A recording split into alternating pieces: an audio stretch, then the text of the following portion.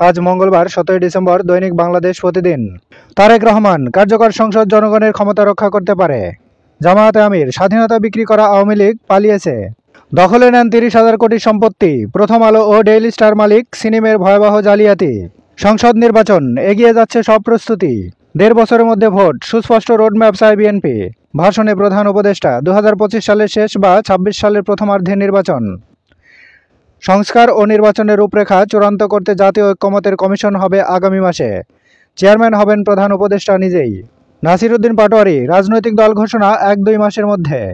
সাক্ষাৎকারে কায়সার কামাল, -2 ষড়যন্ত্র করে লাভ নেই।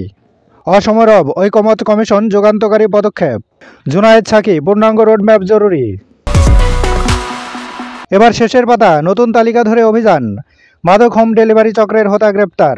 রাজধানীতে মাদকের 627 স্পট। গুম কমিশনের প্রতিবেদন, 8 গোপন বন্দিশালা রাখা হতো গুম হওয়া ব্যক্তিদের। চট্টগ্রাম এলিভেটেড এক্সপ্রেসওয়েতে চলবে না মোটরসাইকেল ও কন্টেইনার ট্রেইলার। 10 ধরনের যান চলবে টোল দিয়ে। পায়রা বন্দরের প্রথম টার্মিনাল চালু। সড়ক পথে পণ্য পরিবহন শুরু।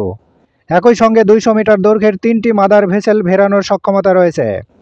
650 মিটার দীর্ঘ মূল টার্মিনাল, 3,25,000 বর্গমিটার ব্যাকআপ ইয়ার্ড।